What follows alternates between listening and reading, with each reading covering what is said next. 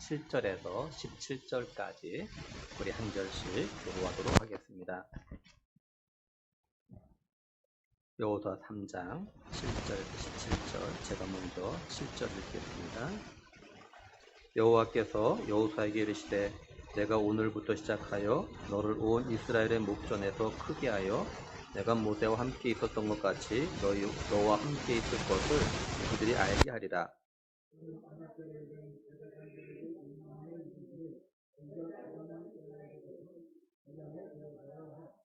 여호수아가 이스라엘 자손에게 이르되 이리 와서 너희의 하나님 여호와의 말씀을 들으라 하고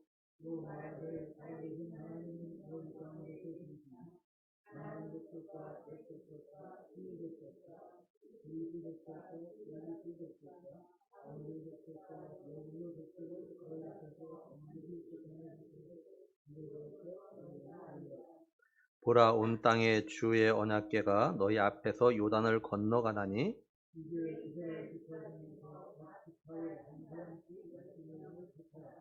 온 땅에 주 여호와의 궤를 맨 제사장들의 발바닥이 요단물을 밟고 멈추면 요단물 곧 위에서부터 흘러내리던 물이 끊어지고 한 곳에 쌓여 서리라.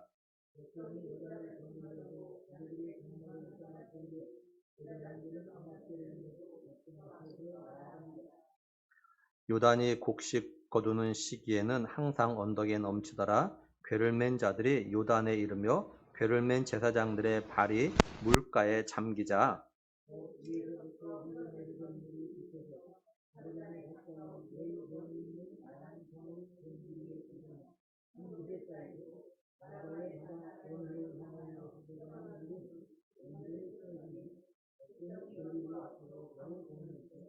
함께 보겠습니다. 여호와의 언약궤를 맨 제사장들은 요단 가운데 마른 땅에 굳게 섰고 그 모든 백성이 요단을 건너기를 마칠 때까지 모든 이스라엘은 그 마른 땅으로 건너갔더라. 아멘.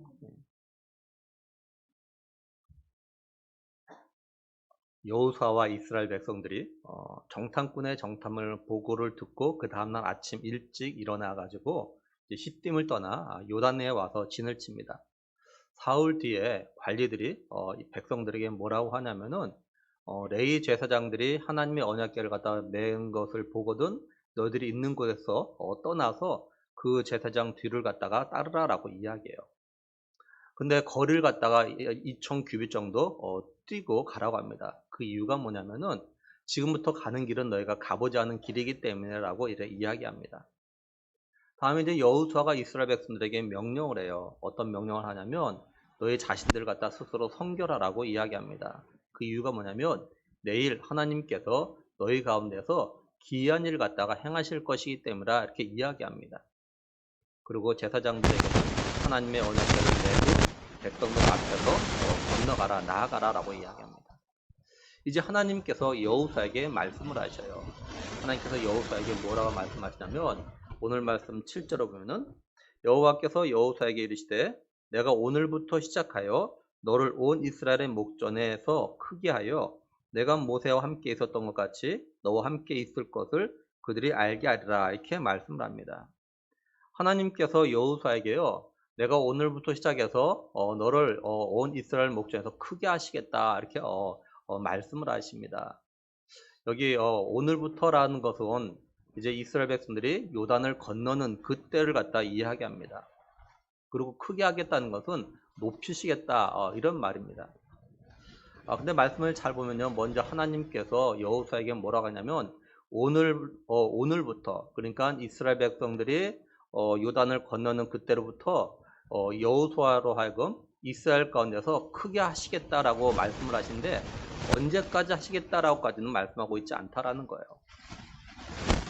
그러니까 결국 이 말은 뭐냐면 하나님께서요 오늘부터 시작해서 여호수아가 죽는 날까지 백성들 앞에서 높이시겠다 이런 말입니다. 그래서 여호수아가 죽었을 때 뭐라고 하냐면요 여호수아 24장 29절에는 이 일 후에 여호와의 종 눈의 아들 여호수아가 110세에 죽음에 이렇게 말씀을 해요.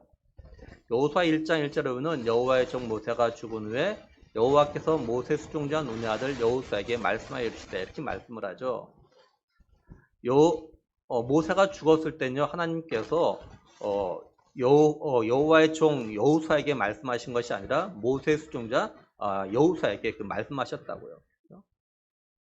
근데 하나님께서 여호수아를 이스라엘 백성들 앞에서 죽을 때까지 높여서 죽음으로 인해서 그때는 죽을 때는 여호와의 종이라는 이름으로 죽을 수 있게 하셨던 겁니다. 그러니까 하나님께서 여호수아를 갖다가 높이겠다라고 하신 약속을 갖다가 끝까지 지키셨던 거죠. 다음으로 말씀을 잘 보면 하나님께서 이스라엘 백성들로 하여금 요단강을 갖다가 건넌 일부터 시작해가지고 하나님 자신을 갖다 높이겠다고 하지 않으시고 여호수아를 갖다가 크게 하겠다, 높이겠다 이렇게 말씀하고 계시다라는 거예요. 하나님께서 왜 하나님 자신이 높아지겠다고 하지 않고 여호수아를 갖다가 크게 높이겠다고 하시냐면은 이걸 통해 가지고 이전에 하나님께서 모세와 함께 있었던 것처럼 여호수아와 함께 있는 것을 갖다가 이스라엘 백성들 하여금 알게 하겠다 이렇게 말씀하고 계셔요. 여기 알다라는 단어는 뭐 여러 말씀드렸지만 경험을 통해서 아는 것을 갖다 말하는 그런 겁니다. 직접 보여주겠다는 거죠. 하나님께서 여호수아를 갖다 어떻게 높이는지 이스라엘 백성들 하여금 보게 하시겠다라는 거예요. 하나님께서 이 약속도 지키셔요. 그래서 여호수아 4장 14절 보면요. 그날에 여호와께서 모든 이스라엘의 목전에서 여호수아를 크게 하심에 그가 생존한 날 동안에 백성이 그를 두려워하기를 모세를 두려워하던 것 같이 하였더라 이렇게 말씀을 해요. 출애굽기 14장 31절에 보면요. 이스라엘이 여호와께서 애굽 사람에게 행하신 그 큰 능력을 보았으므로 백성이 여호와를 경외하며 여호와와 그의 종 모세를 믿었더라 이렇게 말씀을 해요. 그러니까 출애굽 1세대들에게는요 하나님께서 홍해를 건넌 일을 통해서 모세를 갖다 높이셨고요. 출애굽 2세대들에게는 요단을 갖다가 건nom을 통해서 여호수아를 갖다 높이셨던 겁니다. 우리가 여기서 두 가지를 생각하면서 좀 적용할 것이 있어요. 첫째 뭐냐면요. 우리는 하나님께서 약속하신 것을 갖다가 반드시 지키시는 것을 갖다가 믿어야 한다는 겁니다. 하나님께서 우리에게 약속하신 것을 갖다 지키시는 때와 방법은 우리가 정하는 것이 아니고 하나님께서 정하십니다. 그러니까 우리가 이걸 기억하고 하나님께서 우리에게 약속하신 걸 이루실 때까지 기다리는 게 바로 그게 믿음인 거예요. 그래서 예수님께서요 끝까지 견딘 자가 구원을 받을 거다 이렇게 말씀하셨죠. 끝까지 견딘다는 건 뭡니까? 끝까지 믿는다라는 거죠. 왜냐하면 믿어야 견딜 수 있기 때문에 그렇습니다. 우리가 또 기억할 건 뭐냐면 하나님께서는요 처음부터 언제까지 기다려라 또는 언제 내가 약속한 걸 들어줄게 이렇게 말씀을 갖다 하지 않으신다라는 겁니다. 한 예를 들면 하나님께서 아브라함을 갖다가 부르시고 아브라함에게 복을 주실 때 뭐라고 말씀하셨냐면요. 창세기 12장 1절 2절 보면은 여호와께서 아브라함에게 이르시되 너는 너의 고향과 친척과 아버지의 집을 떠나 내가 내게 보여줄 땅으로 가라. 내가 너로 큰 민족을 이루고 내게 복을 주어 내 이름을 창대하게 하리니 너는 복이 될지라 이렇게 말씀하셨어요. 이때 아브라함의 나이가 75세죠. 이후에 아브라함이 자기 조카 롯과 헤어졌을 때도 하나님께서 아브라함에게 복을 약속하신데 이때도 뭐라고 하시냐면요. 창세기 13장 16절에요. 내가 내 자손이 땅의 티끌과 같게 하리니 사람이 땅의 티끌을 능히 셀 수 있을진데 내 자손도 세리라 이렇게 말씀하셔요. 그리고 아브라함은 자신에게 자식이 없어서 이제 그 다메섹 사람 엘리에셀을 갖다가 상속자로 삼겠다고 하나님께 말했어요. 그랬더니 하나님께서 뭐라고 하냐면요. 창세기 15장 4절에요. 여호와의 말씀이 그에게 임하여 이르시되 그 사람이 내 상속자가 아니라 내 몸에서 날 자가 내 상속자가 되리라 하시고 이렇게 말씀하셔요. 무슨 말이냐면 하나님께서 아브라함에게요. 언제 아들을 주시겠다라고 말씀하지 않으시고 그냥 네 몸에서 날 자가 네 상속자가 될 거야 이 말씀만 하셨다라는 거죠. 아브라함은 자신의 몸에서 날 자가 상속자가 되게 하시겠다라고 하나님께 말씀하셨지만 그걸 갖다가 언젠지 모르니까 기다리지 못하고 어떻게 하냐면 애굽 여인 하갈과 동침해가지고 이스마엘 갖다 낳았습니다. 이때가 아브라함 나이가 86세예요. 하나님께서 이후로 아브라함에게 13년 동안 나타나지 않으시고 말씀도 하지 않으셨습니다. 그리고 아브라함이 99세가 되었을 때 하나님께서 아브라함에게 나타나시죠. 나타나셔가지고 뭐라고 하냐면 아브라함의 이름을 갖다 아브라함으로 바꾸시고 그의 아내 사레를 갖다 사라로 바꿔주십니다. 그러고 나서 사라가 이제 또 아들을 갖다 낳을 거라라고 이렇게 말씀을 하셔요. 그 또다시 한번 나타나셔서 이렇게 또 말씀하십니다. 창세기 18장 10절에 보면 그가 이르되 내년 이맘때쯤 내가 반드시 내게로 돌아오리니 내 아내 사라에게 아들이 있으라 하시니 이렇게 말씀을 해요. 무슨 말이냐면 하나님께서는요. 하나님의 정하신 때가 되어서 비로소 언제 내가 약속을 갖다 지키시겠다고 말씀하시고 그 약속을 갖다 지키신다라는 거죠. 그러니까 하나님께서 우리에게 요구하신 건 뭐냐면요. 하나님의 약속의 말씀을 믿고 그때까지 기다리라라는 겁니다. 믿으면 기다려라.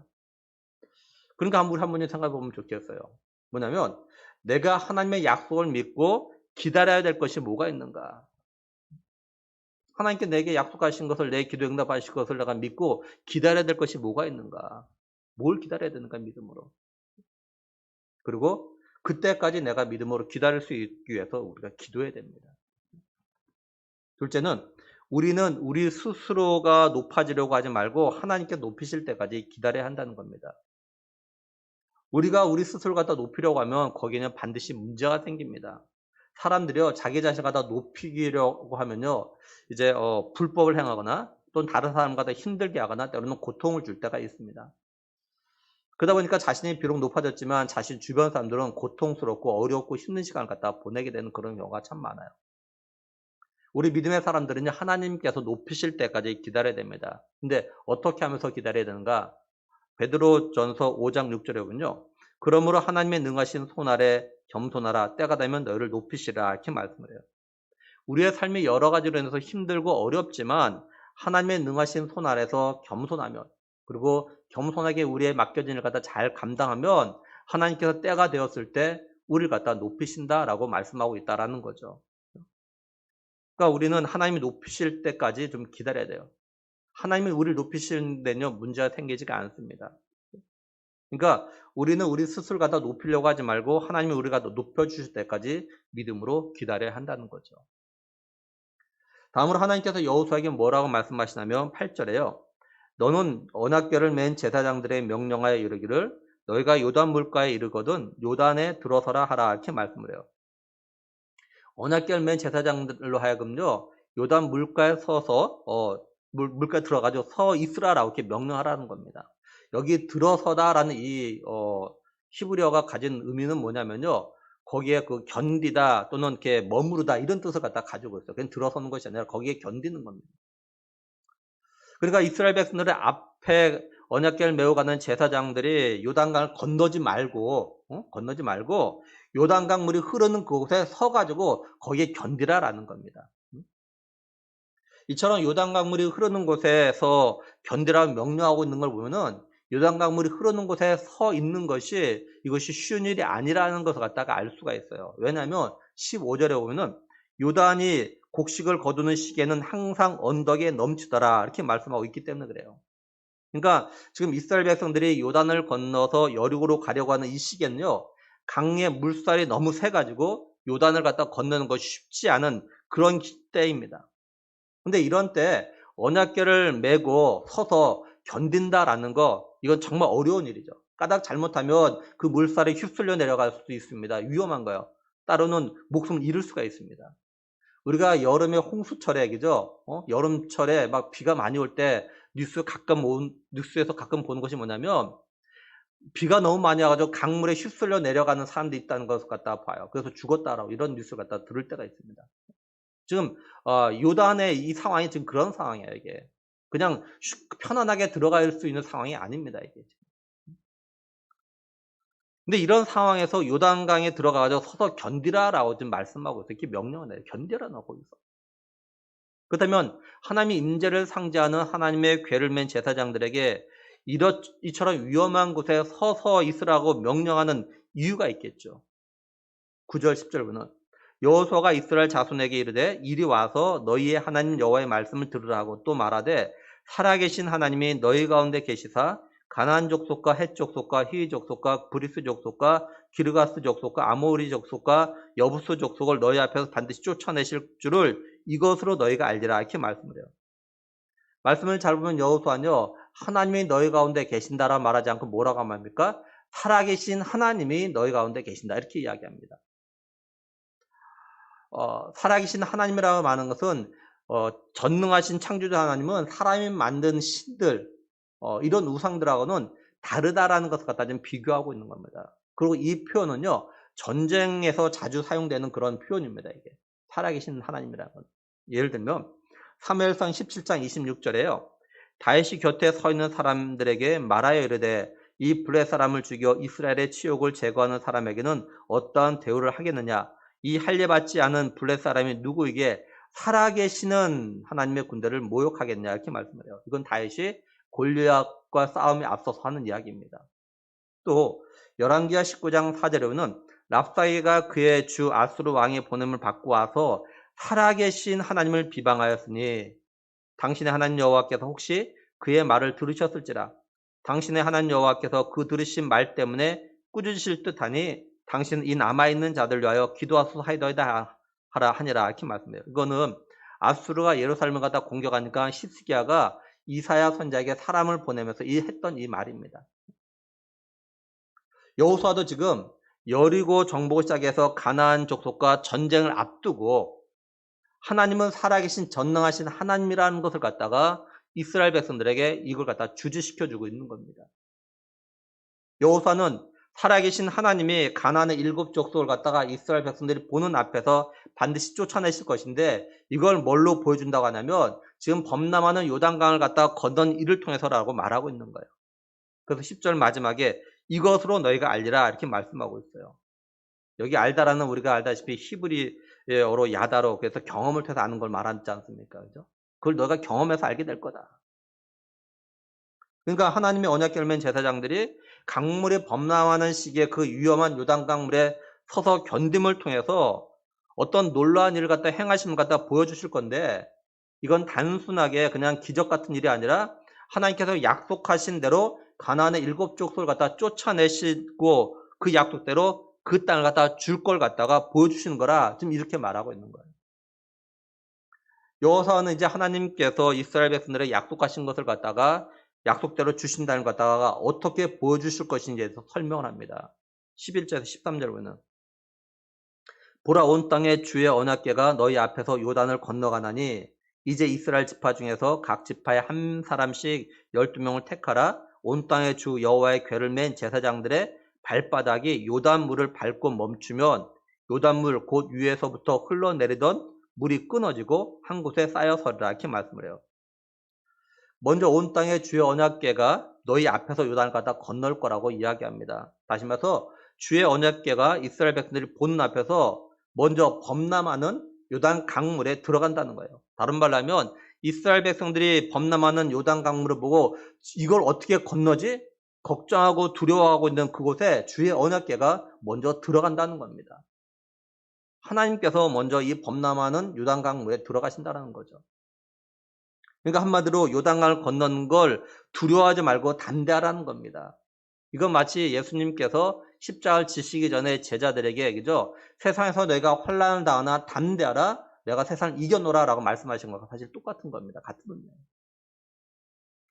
다음으로 각 지파에서 한 명씩을 뽑아가지고 12명을 갖다 택하라고 합니다.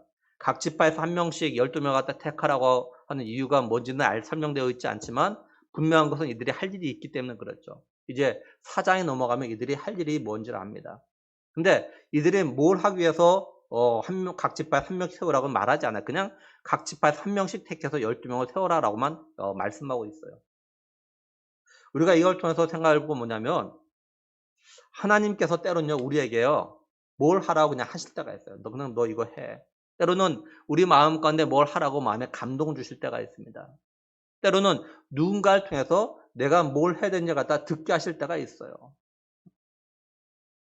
이럴 때는 내 형편과 상황을 갖다가 먼저 생각하기보다는 하나님이 어떤 뜻이 있어서 나에게 이걸 하라고 하시는가 보다, 나로 하여금 이걸 하라고 듣게 하시는가 보다, 내 마음을 감동시키는가 보다 이렇게 생각하고 순종을 먼저 해야 된다는 거죠. 그것이 우리의 믿음의 삶에 유익합니다.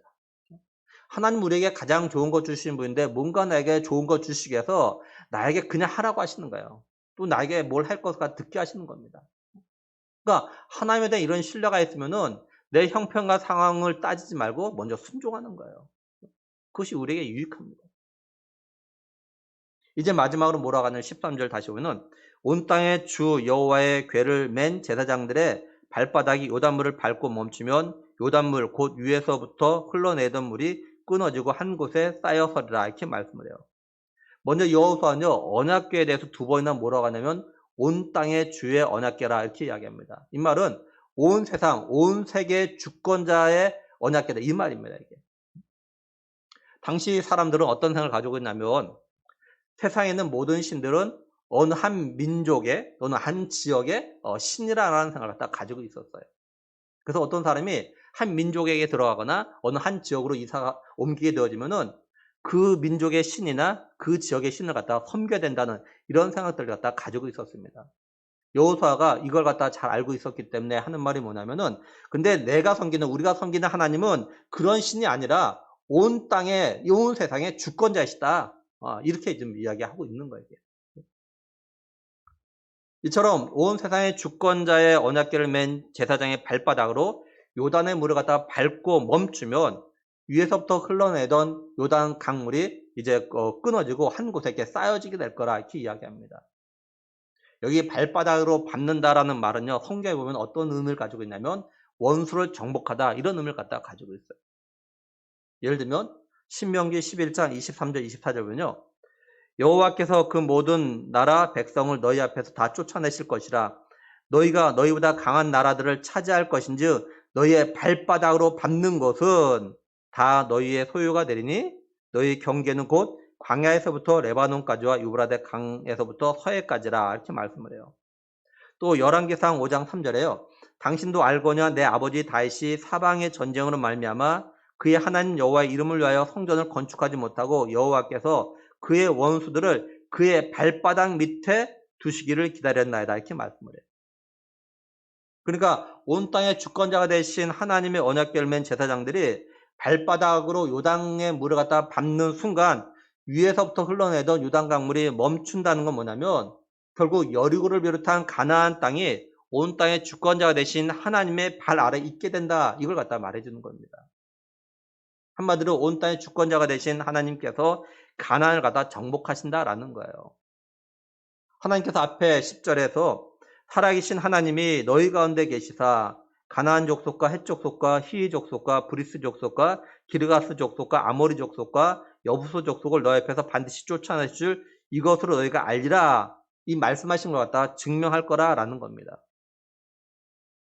근데 우리가 여기서 주목할 건 뭐냐면 하나님께서 가나안을 갖다가 정복해서 이스라엘 백성들에게 주실 것을 위에서부터 흘러내던 요단의 물이 끊어져 가지고 한 곳에 쌓여지는 걸 통해서 증명을 하시는데 다시 말해서 이스라엘 백성들이 요단의 물이 끊어지고 한 곳에 쌓여지는 것을 갖다가 자신들의 눈으로 경험하려면 그 전제 조건이 있어요.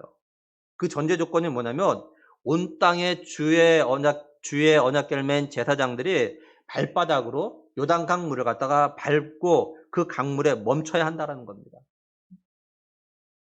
무슨 말이냐면 요단 강물이 범람하는 시기에 위에서부터 흘러내려오는 요단 강물이 끊어져 가지고 한쪽에 쌓이는 것을 본 다음에 온 땅의 언약궤를 맨 제사장들이 발바닥으로 요단 강물을 갖다 밟고 멈춰서는 것이 아니라라는 거예요. 그러니까 지금 이스라엘 백성들이 요단을 건너는 방법은 뭐냐면 홍해를 건널 때 하는 방법이 좀 다른 겁니다. 지금 요단을 건너려고 하는 이스라엘의 출애굽 2세대들 중에는요. 어렸을 때 또는 10대 때 홍해를 건넌 그런 경험이 있어요. 또 하나님의 언약궤를 맨 제사장들 가운데도요. 어렸을 때 10대 때 홍해를 건너는 갔다가 보고 또한 건넌 그런 사람들이 있습니다. 이때는 제사장들이 언약궤 먼저 건넌 것이 아니에요. 홍해를 건넌 것이 아닙니다. 모세가 지팡이 들고 홍해를 향해서 팔을 내밀었을 때 홍해가 갈라지고 마른 땅에 나서 건넜던 거죠. 근데 지금은 요단을 건너는데 먼저 언약궤를 맨 제사장들이 요단 강물이 흐르고 있는 그때에 들어가야 되는 거예요. 그래야 흐르던 요단 강물이 끊어져 가지고 한 곳에 쌓이게 되고 마른 땅이 드러나는 겁니다. 그러니까 이거는 홍해를 건너는 것보다 더 위험한 거고 믿음이 더 요구되어지는 것이에요. 이스라엘 백성들이 홍해를 건널 때는요. 물이 갈라지고 마른 땅이 드러난 걸 갖다 본 후에 건넜어요. 근데 지금은 강둑을 넘어서 세게 흐르는 강물에 들어가야만 마른 땅이 드러나는 겁니다. 아직 마른 땅이 드러나지가 않았어요. 그러니까 하나님의 약속과 능력을 갖다가 믿는 이 믿음이 더 요구되어지는 그런 상황인 거죠. 이게 지금.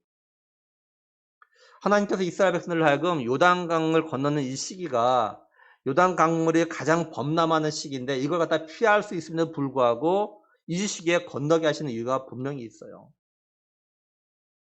제사장을 비롯해서 이스라엘 백성들이 지금 자신들의 눈앞에 흐르고 있는 그 물살을 보면은 요단강을 건널 수 있을 거라는 어떤 용기와 자신감보다는 불안함과 걱정이 그런 앞설 겁니다.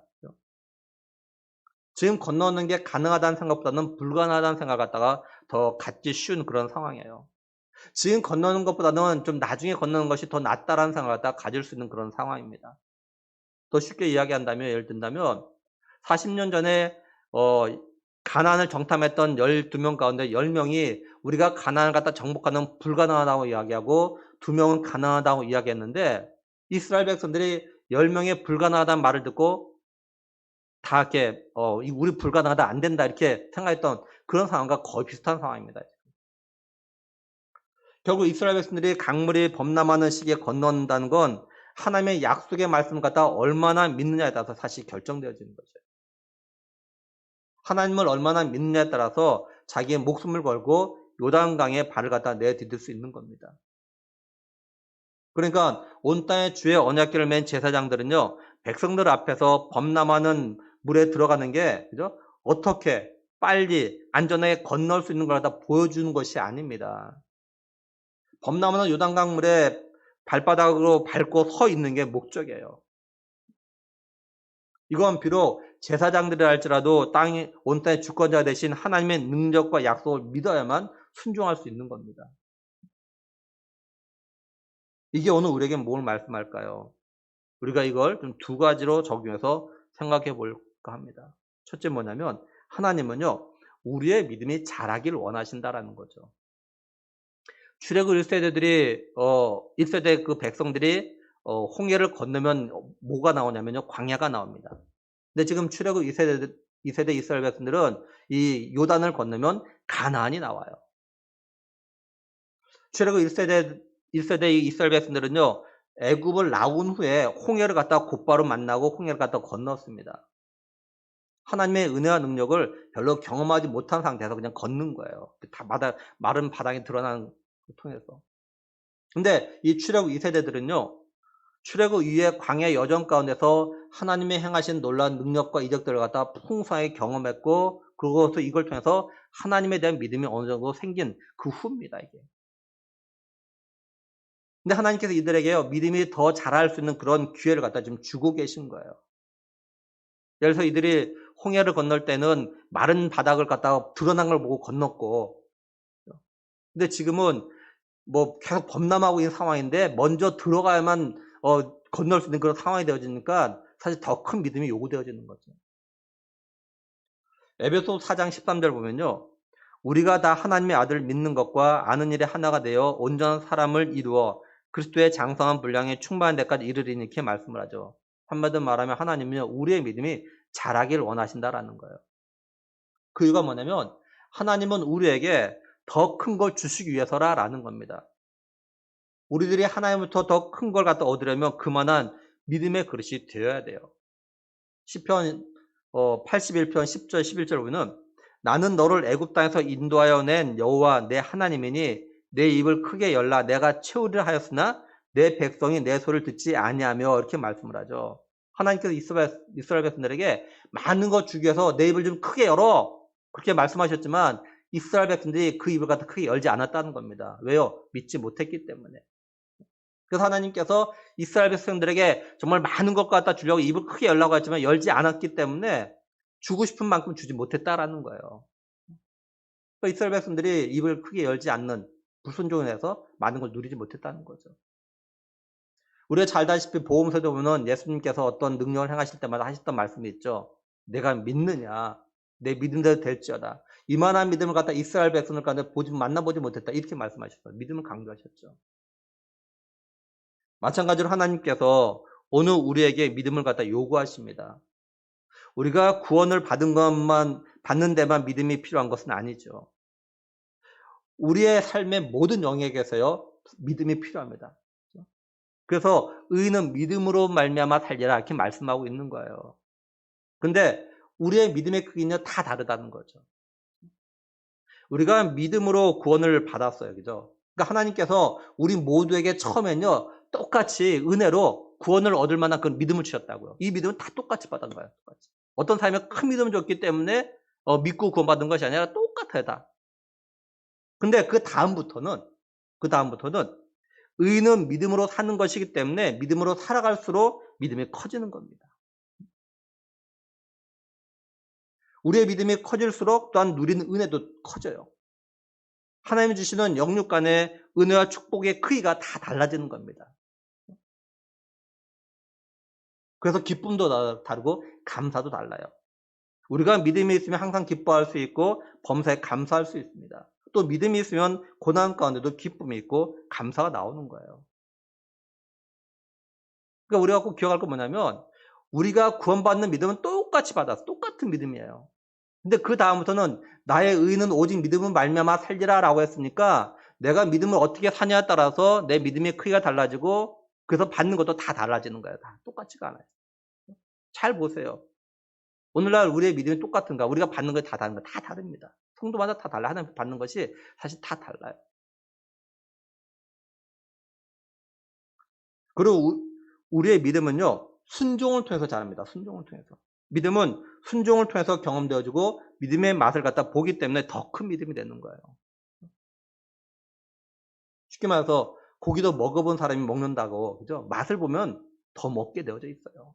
내가 기도해서 기도 응답을 받으면 더 힘이 나서 더 기도하는 겁니다. 근데 기도 응답을 받지 못한 분들은 기도 응답 받지 못하니까 기도를 잘 안 해요. 그다음부터는.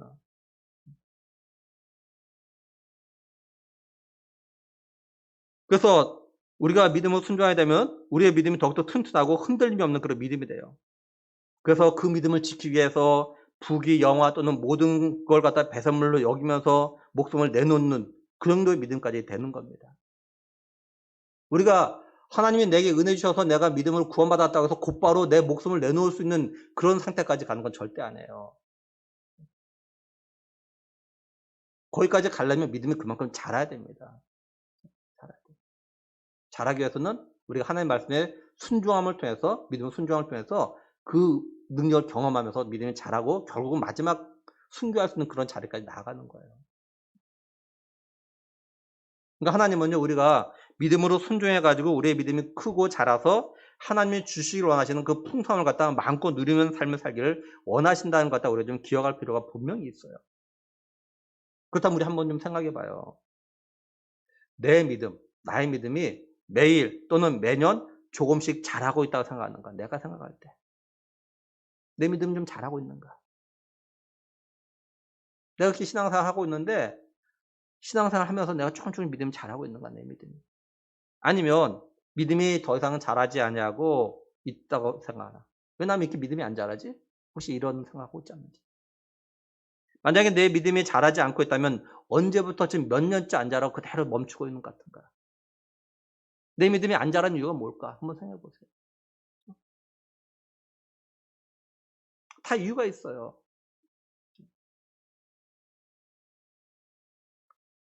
이제 오늘부터라도 우리의 믿음이 자랄 수 있도록 하기 위해서 하나님 말씀을 갖다 듣고 믿음으로 순종하는 우리가 되었으면 좋겠습니다.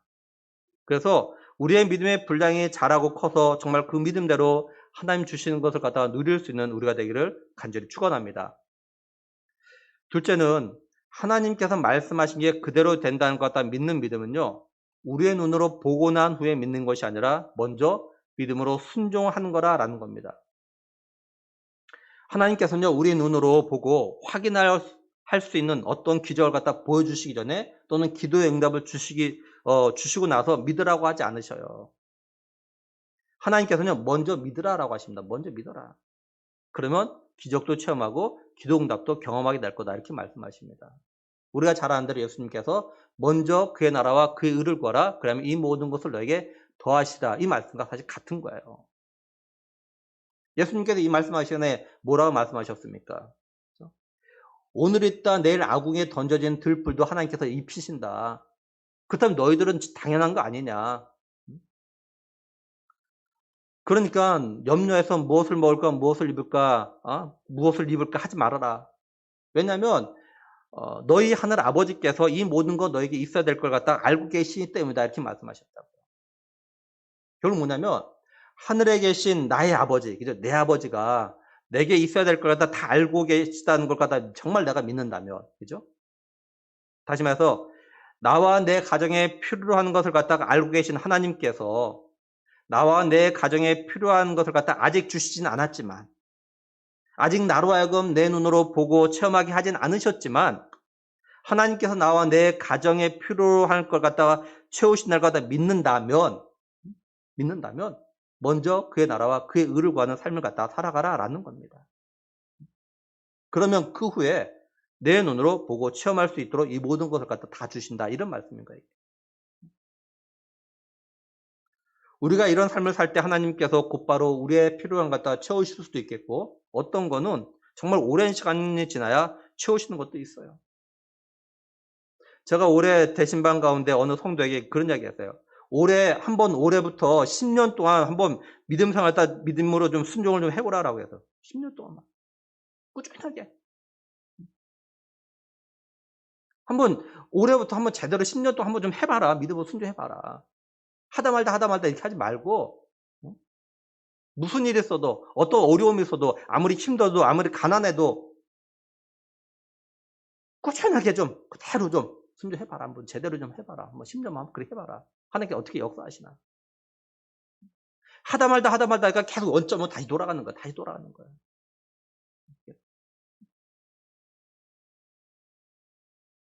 한번 좀 10년 동안 꾸준히 한번 해봐라. 믿고 한번 해봐라. 한번.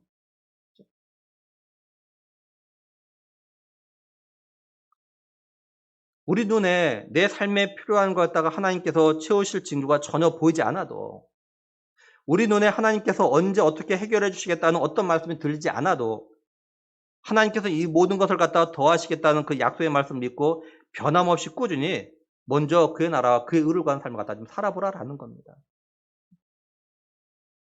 그 마치 이런 것 같아요. 하나님은 우리에게요, 너 나를 믿어? 그럼 먼저 내 말을 순종해. 이렇게 말씀하시는 거예요. 너 나를 믿어? 그럼 내 말에 먼저 순종해. 근데 우리는 하나님께 뭐라 하냐면, 하나님, 먼저 내가 원하는 거 주세요. 하나님, 먼저 하나님의 살아계신 분이라는 것을 나에게 보여주세요. 하나님, 내 기적을 보여주세요. 내 기도에 응답해 주세요. 그러면 내가 하나님 믿겠습니다. 그럼 내가 순종하겠습니다. 이렇게 이야기합니다. 이렇게. 하나님은 네가 나를 믿어? 그러면 먼저 순종해라. 우리는 먼저 주세요? 그럼 순종하겠습니다. 늘 이렇게. 그러니까 하나님과 우리 사이에 먼저 보여달라고 하는 것 같아요. 먼저. 근데 우리가 먼저 믿음으로 순종하지 않으면 사실 우리만 손해예요. 하나님은요, 절대 손해보실 것이 없어요. 왜냐하면 우리가 아니더라도 이 세상의 주권자가 되신 하나님 말씀에 먼저 순종할 사람은요, 널려 있어요. 우리가 아니어도 하나님의 능력을 갖다가 경험하게 하시고 하나님의 능력을 갖다 나타날 사람들이 널려 있어요. 우리가 간증 들어보세요. 여러 사람의 간증을 잘 들어보세요. 정말 놀라운 간증들 나와요. 그런 사람들 있다니까요. 우리는 믿음으로 순종하지 않아서 뭐 그런 경험을 못하는데 누군가는 경험해요. 순종해요. 그걸 경험하고 간증합니다. 우리 한번 생각해봐요. 나는 먼저 내 눈으로 보고 또 내 귀로 들어야만 믿고 순종하려는 하는 그런 사람인가? 먼저 보여주면 순종하겠다고 하면서 지금 불순종하고 있진 않은가? 지금까지 나는 얼마 동안 꾸준하게 믿음으로 순종의 삶을 산 것 같은가? 얼마 동안 꾸준하게. 우리가 신앙생활 10년, 20년, 3, 40년 했는데 나는 10년 동안 또 20년 동안 30년 동안 꾸준하게 좀 말씀의 믿음으로 순종해 살고 있는가? 그게 신앙의 연륜은 오래됐지만 믿음의 순종의 삶을 사는 신앙의 연륜은 똑같지 않을 수가 있어요. 교회 나온 지 10년, 20년, 30년, 40년 됐지만 정말로 제대로 믿음으로 순종의 삶을 산 건요, 그렇게 안 될 수가 있습니다. 나는 도대체 내가 예수를 믿는다고 했는데, 하나님 믿는다고 했는데 내가 얼마나 꾸준하게 제대로 된 믿음으로 순종의 삶을 살아왔는가 한번. 그리고 내가 믿음으로 건너야 되는 그 범람하는 요단강은 뭐 같은가. 바라는 거는 비록 내 눈에 안 보이고 내 귀에 안 들려도 하나님은 말씀하신 걸 약속을 지키시는 분이라는 것 갖다 믿고 믿음으로 순종할 수 있는 우리 모두가 될 수 있기를 정말 간절히 축원합니다. 이제 이스라엘 백성들이 드디어 요단을 갖다 건너게 됩니다. 백성들이 요단을 갖다가 건너려고 자기의 장막을 떠날 때 제사장들은 언약궤를 메고 백성들 앞에 섰어요. 근데 지금 요단강의 그 상황이 어떠냐면 15절 보면은 요단이 곡식 거두는 시기에는 항상 언덕에 넘치더라 이렇게 말씀합니다. 이 팔레스타인에서 곡식을 거두는 시기는요, 우리로 하면 4월이나 5월경입니다. 이때는 항상 요단 강물이 이렇게 언덕에 넘친대요. 이 언덕이라는 것은 뭐냐면 퇴적 작용으로 인해서 강 양쪽에 이렇게 생기는 자연 제방을 갖다 이야기합니다. 그 넘친다는 것은 그냥 찰랑찰랑 이렇게 딱 차는 게 아니라 막 넘쳐버리는 거야. 정말 넘치는 거예요. 막 너무 물이 많아가지고 그런 거예요. 그리고 실제로 곡식을 거두는 시기는 북쪽의 헬몬산에서 있는 그 눈이 녹아서 내려오고 그 다음에 봄비가 내리기 때문에 갈릴리 호수가요 최고의 수위에 오른다고 합니다. 그러니까 요단 강물이 크게 불어가지고 강의 깊이가 3, 4m 되고 강 폭이 30m 이상이 된대요. 그러니까 전체 요단 강물이 만수가 돼서 이제 이게 사해로 이렇게 흘러가는 겁니다. 이게. 그래서 요단강의 가장 좁은 나루터라 할지라도 일반적인 방법은요 건널 수가 없대요. 이런 때 15절 계속 보면은 궤를 맨 자들이 요단의 이름에 궤를 맨 제사장들의 발이 물가에 잠기자 이렇게 말씀합니다. 그러니까 온 땅의 주권자 되신 하나님의 언약궤를 맨 제사장들이 말씀에 순종해서 그 범람하는 요단 물가에 발을 들어놓고 그 강물을 갖다가 발바닥으로 밟고 섰던 겁니다. 말씀에 따라서. 그랬더니 어떤 일이 생기는가? 16절, 17절 보면 곧 위에서부터 흘러내던 물이 그쳐서 사르단에 가까운 매우 멀리 있는 아단 성읍 변두리에 일어나 한 곳에 쌓이고 아라바의 바다 여매로 향하여 흘러가는 물은 온전히 끊어짐에 백성이 여리고 앞으로 바로 건널세. 여호와의 언약궤를 맨 제사장들은 요단 가운데 마른 땅에 굳게 섰고 그 모든 백성이 요단을 건너기를 마칠 때까지 모든 이스라엘은 그 마른 땅으로 건너갔더라 이렇게 말씀해요. 위에서부터 흘러내던 물이 멈추더니 사르단 가까운 매우 멀리 떨어져 있는 아단 성읍 변두리에 일어나서 거기 한 곳에 이렇게 쌓이는 겁니다. 쉽게 말해서 물이 둑을 이룬 거예요. 그래서 이게 아라바 바다, 염해, 사해 같은 말인데 흘러내던 물이 이게 완전히 끊어진 겁니다. 흘러내던 물이 끊어지니까 결국 요단강 바닥이 드러나는 거죠. 언약궤를 맨 제사장들이 흐르는 요단물을 발바닥 밟고 있는데 이제 물이 다 없어지니까 마른 땅이 된 겁니다. 그 마른 땅을 이제 발바닥으로 이제 언약궤를 맨 제사장들이 서 있는 거예요. 그리고 이스라엘 백성들도 요단강의 마른 땅을 밟고 건너게 되었어요. 한마디로 하나님께서 말씀하신 대로 흘러내던 물이 한 곳에 쌓이고 마른 땅이 드러나서 이스라엘 백성들이 요단강 마른 땅을 밟고 건너게 된 거죠. 그렇다면 이걸 본 언약궤를 맨 제사장들, 그죠? 그리고 마른 땅으로 건넌 이스라엘 백성들이 이걸 보면서 뭘 생각했을까요? 그죠? 한번 상상을 해보세요. 우리가, 그죠? 하나님의 언약궤를 맨 제사장들이에요. 막, 물살이 막 급하게 막 내려오는데, 걱정 막 이런 마음으로 그때 말씀하신 명령 순종한다고 요단 강물에 탁 들어섰어요. 순간 물이 막 끊어지는 겁니다. 멈추는 거예요. 그걸 본다고 생각해보세요. 얼마나 놀라겠습니까? 생각해보세요. 두려웠던 마음이 변해서 환호성이 나오고, 그죠? 엄청나지 않겠습니까? 또 이걸 강가에서 보고 있는 이스라엘 백성들은 얼마나 놀라겠어요. 상상해보세요. 조금 전에 여호수아 했던 말이 정말이구나. 그죠? 정말 그렇게 되는구나. 이걸 깨달았겠죠. 여호수아를 비롯해 이스라엘 백성들은 하나님께서 이렇게 요단을 건넌 일을 시작해서 약속하신 가나안 땅을 갖다가 정복하게 하겠다는 그 말씀의 약속을 갖다 믿게 되겠죠. 아, 정말 가나안 땅 우리에게 주시겠구나. 그런 확신을 가졌을 겁니다. 제사장들과 이스라엘 백성들이 살아계신 온 땅의 주권자 되신 하나님의 능력을 경험하게 된 출발점이 뭐냐? 언약궤를 맨 제사장들이 하나님 말씀의 믿음으로 순종한 이것이 시작이죠. 아무리 하나님께서 그렇게 이적을 베푸시고 약속하신 걸 주려고 해도 언약궤를 맨 제사장들이 두려워가지고 하지 않았다면 경험하지 못하겠죠. 제사장들이 하나님의 약속의 말씀을 믿고 범람한 요단강에 발을 담그고 서 있음으로 인해서 이스라엘 백성들이 요단을 마른 땅으로 건너는 그런 기적, 하나님의 능력을 갖다가 경험하게 된 거죠. 이걸 오늘 우리에게 적용해서 생각해 볼 수 있겠죠. 어떻게? 첫째는 우리 교회 제사장들은 누굴까요? 당연히 목사인 저겠죠. 그리고 더 나아가 장로님, 우리 중직자들이겠죠. 둘째는 가정에서 제사장은 누굴까요? 그 가정의 영적 가장이겠죠. 그 영적 가장이 남편이 아버지일 수도 있겠고 엄마일 수도 있겠고 혹은 자녀일 수도 있겠죠.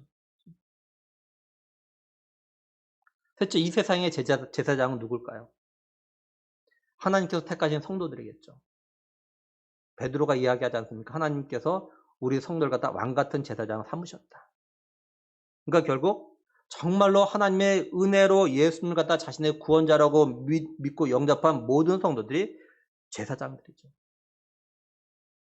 그러니까 교회에서는 저를 비롯한 중직자들, 가정에서는 믿음의 가장들, 그리고 세상에서는 우리 성도들이 믿음으로 하나님 말씀에 순종할 때 교회 공동체 가운데, 가정 공동체 가운데, 우리나라 공동체 가운데서 하나님의 하신 놀라운 능력들을 경험하게 될 수 있다는 거죠. 그리고 우리 각자가 하나님 말씀에 믿음으로 순종할 때 하나님께서 우리 각자에게 행하실 능력을 갖다가 경험할 수 있다는 겁니다.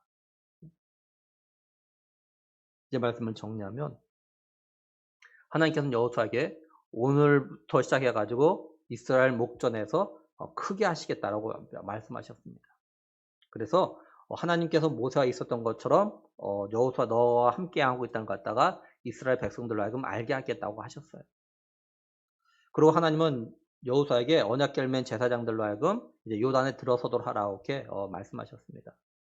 여호수아는 하나님 말씀을 듣고 이스라엘 백성들에게 살아계신 하나님께서 너희 가운데 계셔가지고 가나안의 7 족속을 갖다가 반드시 쫓아낼 거다. 이걸 갖다가 온 땅의 주의 언약궤를 맨 제사장들이 발바닥으로 요단의 물을 갖다가 밟고 멈추면 위에서부터 내려오는 요단물이 멈추고 한 곳에 쌓여지는 걸 통해서 그것 다 보여주실 거다. 이렇게 이야기했어요. 하나님 말씀대로 온 땅의 언약궤를 맨 제사장들이 순종해서 범람하는 요단 강물에 발을 잠그자. 하나님 말씀하신 대로 무섭게 범람하던 요단 강물이 한쪽에 그치고 한쪽에 쌓입니다. 그리고 요단강에 마른 땅이 드러나서 이스라엘 백성들이 그 마른 땅으로 요단강을 갖다 건너고 여리고로 가게 되죠. 하나님은 약속하신 걸 갖다 지키시는데 하나님의 언약궤를 맨 제사장들의 믿음과 순종을 갖다가 사용하셨어요. 하나님은 오늘도 왕같은 제사장으로 삼은 우리 성도들의 믿음과 순종을 갖다 사용하셔서 하나님이 어떤 분이신지, 하나님 온 땅의 주권자라는 것을 갖다가 알리기를 갖다가 원하고 계시다라는 거예요. 또 하나님은 우리도 하나님의 약속의 말씀을 갖다 믿고 순종해서 하나님이 온 땅의 주권자라며 또한 약속을 반드시 지키시는 분이라는 것 갖다가 경험하면서 살아가길 갖다가 바라고 계시다라는 겁니다. 그러므로 하나님께서요, 지금 나에게 원하시는 믿음의 순종이 뭔지 한번 생각해 보세요. 하나님이 지금 나에게 원하시는 믿음의 순종이 뭘까요? 그리고 믿음으로 순종하기로 다짐하는 우리가 되기를 정말 원합니다. 그리고 우리 각자가 또는 우리 가정이 우리 교회가 믿음으로 순종하며 건너야 될 그런 요단강이 뭔가, 정말 내가 우리 가정이 우리 교회가 정말 그 어렵고 힘든 그 요단강을 내가 믿음으로 순종하며 건너야 될 그 요단강이 뭔가 순종하는 거예요. 그래서 믿음으로 요단강을 건너가지고 하나님께서 약속하신 그 가나안의 복을 누리는 우리 모두가 되길 정말 원합니다. 간절히 바라기는 하나님이 함께 하심을 믿고 믿음으로 순종하며 헌신함을 통해서 요단의 기적을 경험하는 우리에게 모두 믿음의 식구들 될 수 있기를 온 땅의 주인 되신 예수 그리스도의 이름으로 간절히 축원합니다. 기도하시겠습니다.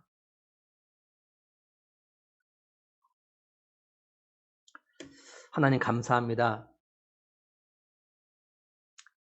우리를 통해서 하나님이 어떤 분이 드러내기를 원하신 하나님 아버지. 우리의 믿음을 사용하셔서 하나님의 역사하심을 드러내기를 원하신 하나님 아버지. 하나님, 우리에게 구원에 이르는 믿음만 주신 것이 아니라 이제 이 땅의 삶을 살아가는 데 필요한 믿음도 우리에게 주셨는데 하나님 그 믿음이 좀 자랄 수 있는 우리가 되게 하셔서 비록 우리 앞에 정말로 아주 급하게 내려오는 범람하는 그 요단강이 있다 할지라도 하나님 말씀의 믿음으로 순종해서 발을 내딛고 건널 수 있는 하나님 우리가 되게 하여 주셔서 하나님께서 요단을 건너물 통해서 예비하신 그런 풍성함을 누릴 수 있는 우리에게 모든 믿음의 식구들 될 수 있도록 꼭 은혜를 더하여 주시옵소서. 하나님 아버지, 우리에게 믿음의 식구들이 한번 내가 정말로 하나님의 약속의 말씀을 믿고 건너야 될 요단 강물은 어떤 것인가, 요단은 어떤 건가? 하나님 곰곰이 생각해보고 하나님의 은혜를 구하며 믿음으로 한번 건널 수 있는 그곳에 발을 내디딜 수 있는 그 하나님이 정말로 말씀대로 역사하시고 이루시는 그런 놀라운 은혜를 경험하는 우리 교회 모든 믿음의 식구들 될 수 있도록 은혜 베푸실 정말 간절히 원하옵고 우리 주 예수 그리스도의 이름으로 기도드리옵나이다. 아멘. 찬송가 545장 드리겠습니다.